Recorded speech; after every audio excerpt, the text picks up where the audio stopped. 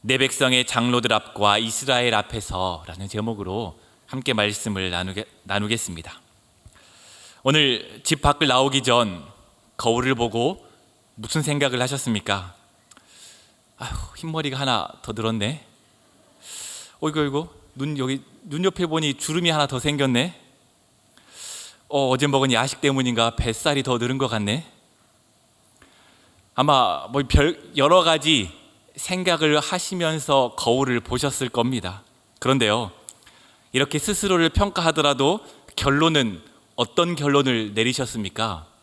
아마도요, 제 생각이 맞을 겁니다. 에이, 그래도 나 정도면 괜찮지.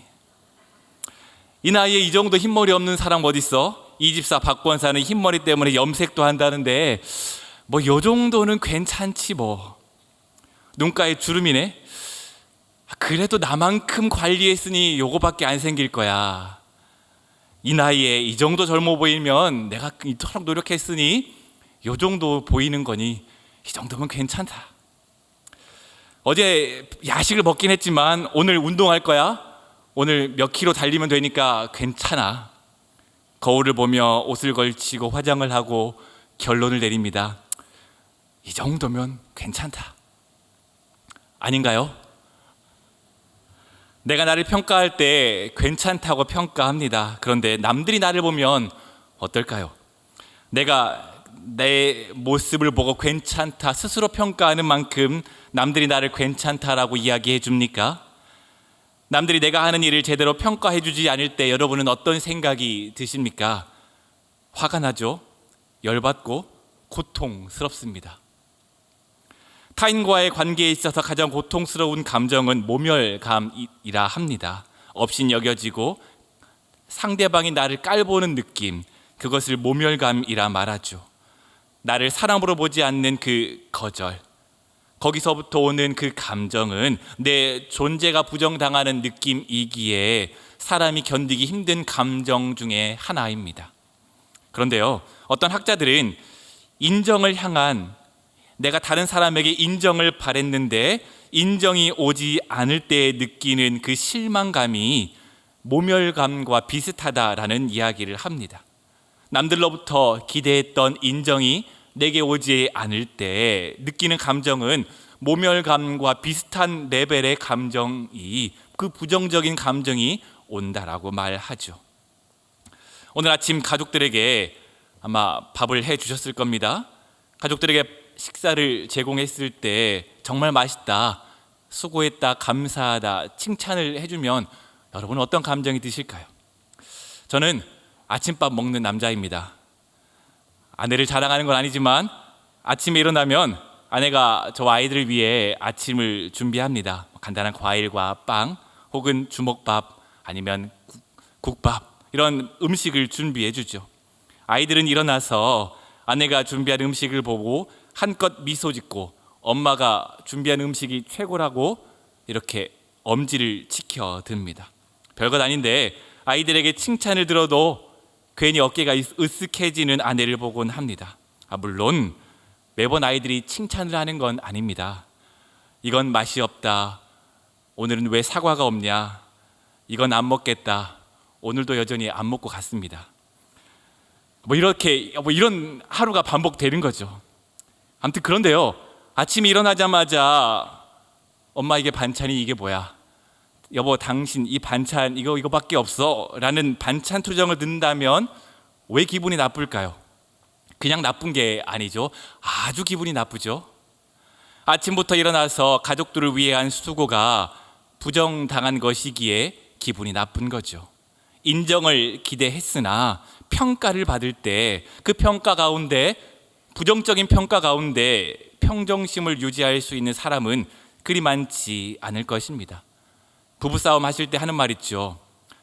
남편 혹은 아내에게 이런 말을 하신 적이 분명 있을 겁니다. 당신이 지금까지 한 게 뭐가 있어? 내가 이렇게 아들 낳고 딸 낳고 집 사고 이만큼 일궈내는 이 시간까지 당신이 한 게 뭐가 있어? 하신 적 있으실 겁니다. 그런데요, 이런 말은 싸우더라도 평생에서는 안 되는 말입니다. 이건 전쟁을 선포하는 것과 똑같습니다. 가장으로서 혹은 아내와 엄마로서 평생을 살았던 노력을 부정당하는 그런 말이죠. 놀고 싶어도 참고, 사고 싶은 것이 있어도 참고 가족을 위해 일평생 살아왔는데 가족으로부터 그 노력을 부정당한다면 멘탈이 멀쩡할 사람은 없을 것입니다. 사람은요, 누구나 인정받고 싶어 합니다. 누군가 칭찬해주면 행복합니다. 누군가 꾸짖거나 비난하면 마음에 상처를 입을 수밖에 없습니다. 우리가 살아가다 보면 자기가 한 일에 대해 끊임없이 확인받고 싶어하는 사람들이 있다는 걸 이따금씩 봅니다. 칭찬을 받지 않으면 불안해하는 사람들이 있습니다. 어떤 일을 하고 나서 늘 물어보죠. 이거 어때? 나 잘했지? 이거 어때? 늘 확인받고 싶어하는 사람이 있죠. 얼른 나 잘했다고 칭찬해줘 라는 그런 말이죠. 젊은 사람들은 요새 SNS를 많이 합니다. 인스타 혹은 페이스북 이런 SNS가 있는데 그곳에 글을 올리고 난 다음에 많은 사람들이, 다른 사람들이 얼마나 많은 좋아요를 눌렀는지, 이 엄지 최고를 눌렀는지 그거가 내 삶을 평가하는 기준이 되죠. 내가 얼마나 많은 관심을 받고 싶어 하는지 확인받고 싶어 합니다. 아무도 반응해 주지 않을 때 괜히 내가 무가치한 사람이 되는 것 같고 다른 사람에게 인정받지 못하는 것 같고 이 세상에서 동떨어진 것 같은 그런 느낌을 받습니다.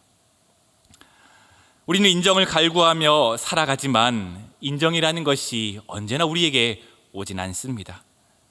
그리고요, 가만히 생각해 보면 인정받기 위해 사는 삶은 피곤합니다. 남의 인정을 받기 위해 나도 모르게 나를 평가하는 사람의 눈치를 보고 평가하는 사람을 위해 자기가 원하지 않는 희생을 하고 스스로 자존감을 깎아내리고 알 수 없는 공허감을 느끼죠. 인정받기 위해 자신을 희생하며 살아가지만 남에게 잘했다 칭찬 한마디 받는 게 왜 그리 어려운지요. 인정받고 싶어서 오늘도 애쓰고 말았다라는 책이 있습니다. 이 책에서는 4명의 가상인물을 등장하는데요. 첫 번째는 관심종자입니다. 인정욕구가 자기의 그 과잉형 성격과 만나면 모든 사람이 나를 인정해줘야 한다라는 인정 중독에 빠지죠. 그래서 대화하거나 어떤 소그룹 모임을 할 때 모든 관심은 나에게만 있어야 되고 모든 관심의 주제는 그 이야기의 주제는 내가 던져야 되고 이야기의 주인공은 내가 되어야만 사는 사람들이 있습니다. 둘째는요, 예스맨이라 말합니다. 인정욕구와 의존형 성격이 만나면 다른 사람, 저 사람에게 잘 보여야 해라는 불안한 마음으로 다른 사람의 요구를 거절하지 못하는 예스맨이 된다라고 이야기를 합니다. 내 형편과 사정이 어떤지 생각하지 않고 그것보다 더 먼저 남이 부탁하는 게 그게 더 우선시되고 그것으로부터 남이 칭찬받는 걸, 남에게 칭찬 듣는 걸 삶의 기준으로 살아가는 사람을 말하죠. 셋째는 완벽주의자라 말합니다. 인정욕구와 성취 중독형 성격이 만나면 남들보다 절대 뒤처지면 안 된다 라는 이 중독에 빠지며 완벽주의자가 된다 말합니다. 완벽하게 행동하고 완벽하게 결과물을 세상에 내어놓아야 하기 때문에 강박관념에 빠져 살고 스스로 엄격하고 남에게도 엄격한 사람이 된다 말합니다.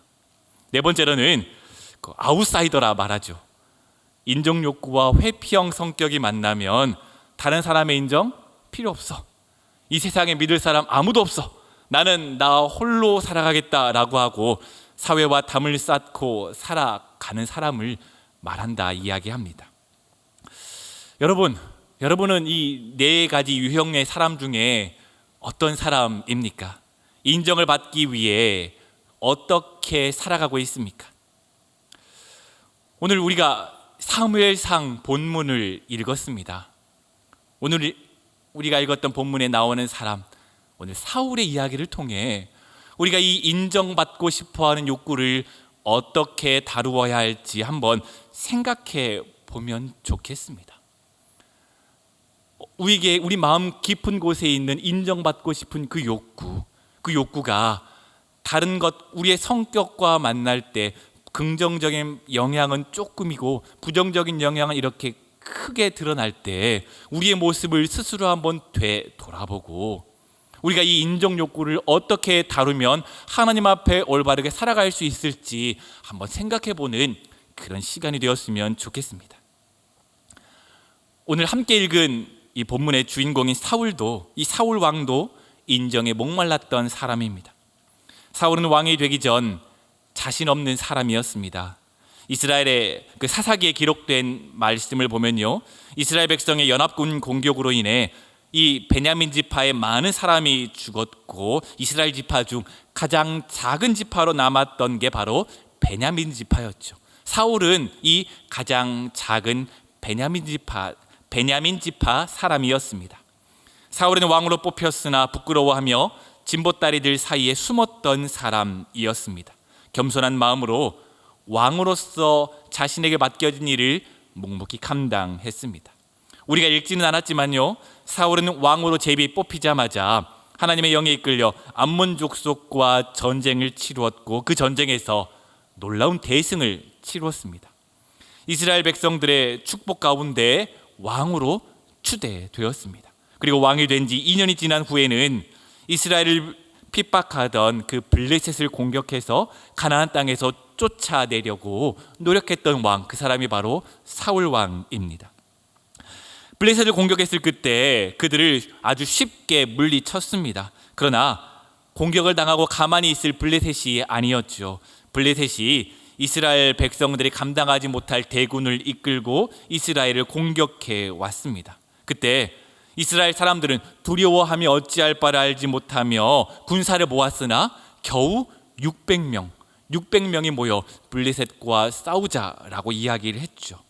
그래서 블레셋과 전쟁을 앞두고 있을 때 두렵고 떨리며 어찌할 바를 알지 못하는 그 600명이 모인 사람들과 함께 사울이 있을 그때 하나님께 예배를 드리자라고 약속했었던 사무엘이 오지 않자 이 사울 왕은 자신이 스스로 이 번제단 앞에 나아가 하나님께 제사를 드리고 이스라엘 백성들의 마음을 돌보는 일을 했습니다. 겸손했던 사울 왕, 하나님 앞에 철저하게 자신을 낮추고 하나님의 뜻을 받들던 사울 왕은 왕이 된 후에는 조금 달라졌습니다. 하나님의 뜻보다는 자신의 뜻이, 자신의 생각이 조금 더 중요하게 여겨지며 살아갔던 왕이 되었죠. 하나님께 예배를 드리면서도 하나님께서 받으실 만한 예배가 아니라 자신의 목적을 위한 예배로 하나님께 드렸던 바로 그 사람으로 변했습니다. 그 마음에 자신을 왕으로 세우신 그 하나님은 사라지고 어느새 이스라엘 왕으로서 인정받고 싶어하는 사울만 남게 된 것이죠. 이런 상황 가운데 하나님께서는 사울 왕에게 말씀하십니다. 아말렉 족속을 진멸하라, 사무엘을 통해 말씀하십니다. 그런데 하나님께서 이 아말렉과 전쟁을 하라라고 하신 데는요, 이유가 있습니다. 아말렉 사람들이 출애굽 과정에서 이스라엘 백성들에게 행한 일이 있었기 때문이죠. 출애굽기 17장을 살펴보면요, 아말렉과 이스라엘 백성들의 이야기가 나옵니다. 막 출애굽한 이스라엘 백성의 그 후미를 공격해서 이스라엘 백성들을 괴롭혔던 족속이 바로 아말렉 족속이었습니다. 그때 여호수아가 나가서 싸우고 모세와 아론과 훌은 산 꼭대기에 올라가 두 손을 높이 들고 하나님께 기도했던 그 장면, 바로 아말렉과의 전쟁이었습니다. 그들을 향해 하나님께서는 아말렉을 없이하여 천하에서 기억도 못하게 하리라 약속하셨고, 지금 때가 무르익자 사울로 하여금 아말렉과 전쟁을 하라라고 말씀하신 것입니다. 그리고 그는 하나님의 뜻을 따라 군대를 모집했습니다. 이때 모인 군사는 20만 명이 넘었다 기록합니다. 600명이 모여서 어찌할 바를 알지 못하던 사울 왕이 그 휘하에 이제 20만 명이나 넘는 군대를 거느린 좀 어깨가 좀 으쓱 높아진 왕이 된 것이죠. 사울은 이 군대를 이끌고 아말렉을 공격해 그들과 싸워 이겼습니다. 아말렉 왕 아각을 사로잡고 아말렉 족속의 남녀노소를 진멸했습니다. 뿐만 아니라 아말렉의 가축 중에 쓸모없고 형편없는 것들은 모두 다 없이 했습니다. 그리고 전쟁이 끝난 후 사울은 사무엘에게 나아가 이렇게 말합니다. 선지자시여 하나님의 사람이시여 내가 하나님의 명령을 완벽하게 수행했습니다. 하지만 사울은 하나님의 명령을 전적으로 수행한 것이 아니었습니다. 아말렉의 가축 중 좋은 것, 기름진 것은 죽이지 않고 남겨두었습니다. 그는 무엇을 위해 전쟁을 했을까요? 분명히 전쟁의 시작은 하나님의 말씀이었습니다.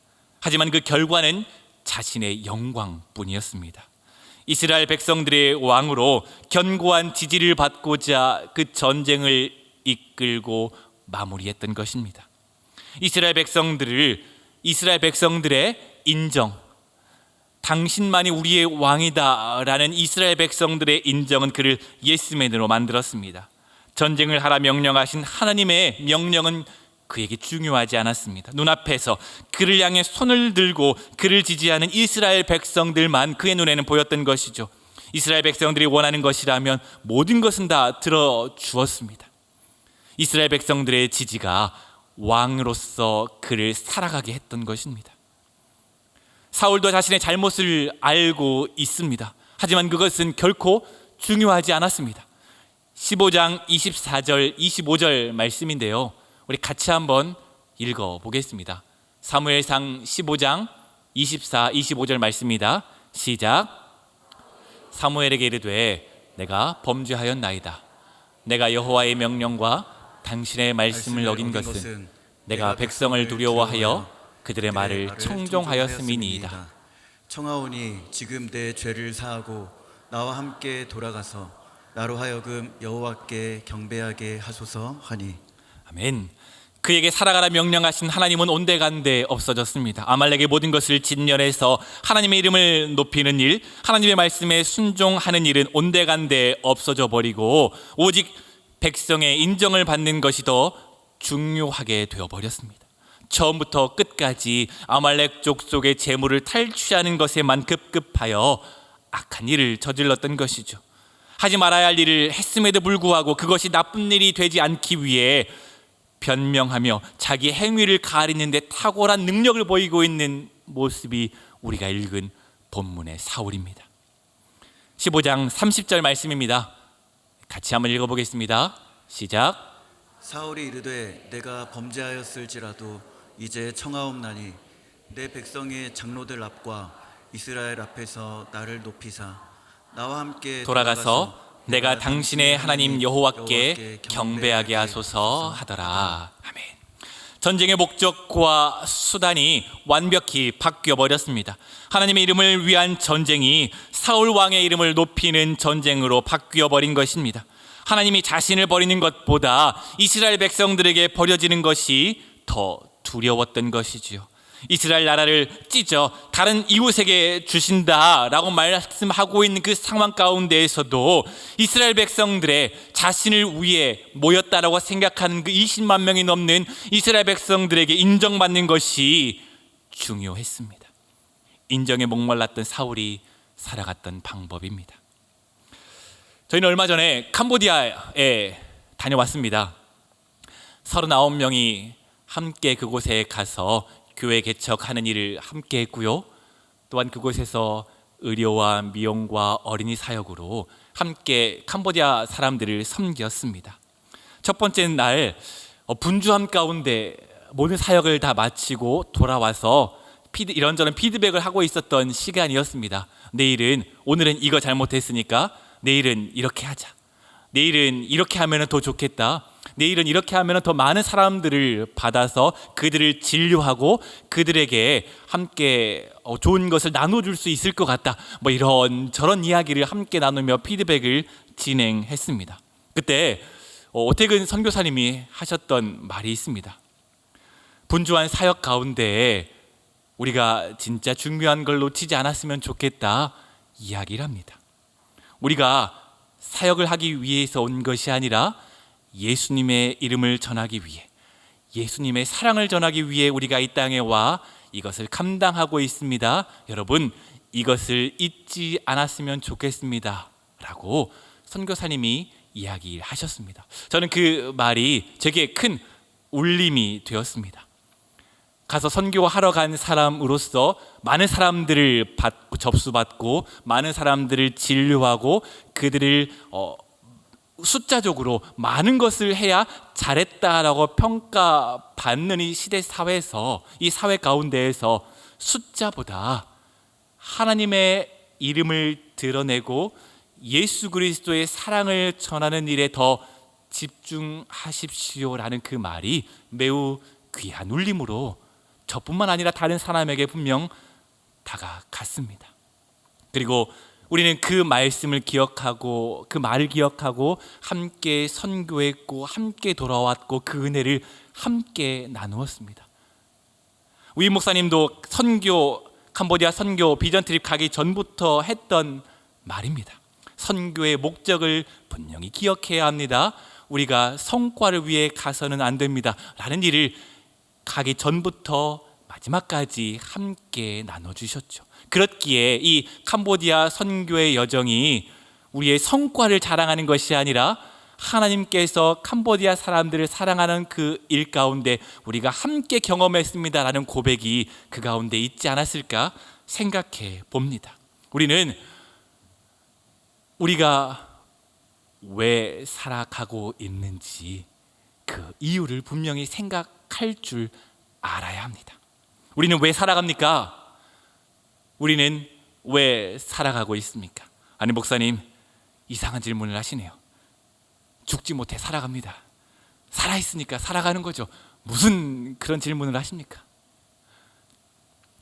우리는 어린아이부터 노년에 이르는 사람까지 존재론적인 질문을 가집니다. 내가 왜 살아가지? 나는 잘 살아가고 있는 것일까? 우리 모두가 가지고 있는 질문 중에 하나입니다. 9살 큰애를 혼낼 때 그 아이도 저에게 이렇게 말합니다. 엄마, 아빠, 나를 왜 낳았어? 나는 왜 살아가는 거지? 이 질문은 우리 존재와 관련된 질문이기에 나이, 성별, 노소, 남녀를 불문하고 우리가 가지고 있는 질문입니다. 여러분은 왜 살아가고 있습니까? 잘 살아가고 있습니까? 우리가 왜 살아가는지 이유를 찾기 전에 우리를 이 땅에 살아가라 명령하신 그분을 기억하기를 원합니다. 우리를 살아가라, 이 땅 가운데 우리를 향해 내가 만든 이 땅 가운데 살아가라 명령하신 그분이 누구이십니까? 이 생명을 주시고 가족들과 관계를 맺게 하시며 공동체에서 살아가게 하시고 이 일을 하며 살아가게 하신 그분 누구이십니까? 바로 하나님입니다. 하나님께서 우리를 살아가라 명령하셨습니다. 그 하나님께서 이 땅을 만드셨죠. 6일 동안 이 땅을 만드시고 7번째 날에는 안식하신 그 하나님께서 우리를 만드셨습니다. 우리를 창조하시고 그 하나님의 동산에서 하나님의 일에 우리를 초청하셨습니다. 나와 함께하자 말씀하셨습니다. 무엇인가를 창조하는 일에 나와 함께하자라고 우리를 초청하셨습니다. 창세기 2장 15절, 2장 19에서 20절, 우리 3절 말씀인데요, 우리 같이 한번 읽어보겠습니다. 시작. 여호와 하나님이 그 사람을 이끌어 에덴 동산에 두어 그것을 경작하며 지키게 하시고 여호와 하나님이 흙으로 각종 들짐승과 공중의 각종 새를 지으시고 아담이 무엇이라고 부르나 보시려고 그것들을 그에게로 이끌어 가시니 아담이 각 생물을 부르는 것이 곧 그 이름이 되었더라. 아담이 모든 가축과 공중의 새와 들의 모든 짐승에게 이름을 주니라. 아멘. 하나님의 창조적인 동산 그 에덴에서 이 일을 함께하자 초청하셨습니다. 하나님도 세상을 만들기 위해 일하셨고 하나님께서 만든 그 세상 가운데 나와 함께하자라고 말하시며 인간을 초청하셨습니다. 그 아담은 하나님과 함께하는 그 가운데에서 경작하고 그것을 지키며 각종 생물의 이름을 부르고 그들과 함께 하나님께 사시는 그 창조적인 일에 함께 동참했습니다. 이처럼 일은 행복했습니다. 그런데 죄가 인간 세상에 들어온 이후로, 에덴에서 추방된 이후, 일은 우리에게 다른 의미로 다가오죠. 일은 지겹고, 일은 고통스러우며, 일은 우리의 삶을 얽어매고 있습니다. 하나님의 창조 파트너였던 그 땅은 엉겅퀴와 가시덤불을 내고, 우리는 그 땅에서 살아가기 위해 일을 하고 이마에 땀을 흘려야만 합니다. 이것이 우리가 하고 있는 일이죠. 시간이 흐르며 우리는 왜 일을 해야 하는지에 대한 고찰 없이 그저 사회 가운데에서 인정받기 위해 일을 하고 살아갑니다. 그저 일에서 성과 내는 것을, 그리고 그것을 인정받는 것이 내가 살아가는 삶의 이유의 이유이다 라고 생각하며 살아갑니다. 그저 내가 왜 일을 하고 있는지는 생각지도 않은 채 남들의 평가를 위해 우리는 살아가고 있습니다. 가만히 생각해 보면요, 남들의 평가가 중요한 삶은 그곳에 가장 중요한 게 빠져 있습니다. 바로 나조다. 나의 평가가 빠져 있는 것입니다. 남이 어떻게 말을 하든지, 남이 무엇이라 말을 하든지, 내가 내 일에 대해서 확신을 가지고 내가 최선을 다하고 내가 정성을 가지고 그 일을 감당했다면 결과가 어떻든지 간에 우리는 그것을 받아들일 수 있는 용기가 있어야 합니다. 성과가 나지 않을 수 있죠. 남들이 너는 왜 이것밖에 못하냐 말할 수 있죠. 하지만 열과 성을 다하고 내가 최선을 다해, 내가 눈물을 흘릴 만큼 최선을 다했음에도 불구하고 결과가 그것밖에 안 나온다면 어떻게 하겠습니까? 받아들여야죠. 남의 인정에 목말라 하는 사람, 남의 평가에 의해 살아가는 사람은 자유롭지 못합니다. 나의 행복의 조건이 다른 사람에게 넘어가 있기에 그가 나를 좌지우지하고 내 삶을 조종합니다. 그가 인정해주는 그 여부가 내 삶의 동기가 되어가는 거죠. 그렇다면 우리는 무엇으로부터 자유로워야 합니까? 바로 나를 평가하는 그 사람으로부터 자유로워져야 합니다. 나를 이 땅 가운데 살아가라고 명령하신 하나님을 바라보아야 합니다. 하나님은 이 땅 가운데에서 우리를 기억하시고 우리를 창조적인 사역에 초청하십니다. 엉겅퀴와 가시덤불 사이에서 땀 흘려 일을 하고 있더라도 우리를 이 땅 가운데에서 살아가라 명령하신 그 하나님께서 당신의 창조적인 사역, 사람을 세우고 사람을 살리는 그 일에 함께하자라고 초청하십니다. 땀을 흘리며 엉겅퀴와 가시덤불 사이에 땀을 흘려야 할지라도 그 하나님의 명령을 붙들고 하나님의 창조적인 사역에 함께하고자 애쓰는 우리를 그 하나님은 기뻐하십니다. 그 일이 무엇인지 각자 감당할 여러분의 일들이 무엇인지 저는 알지 못합니다.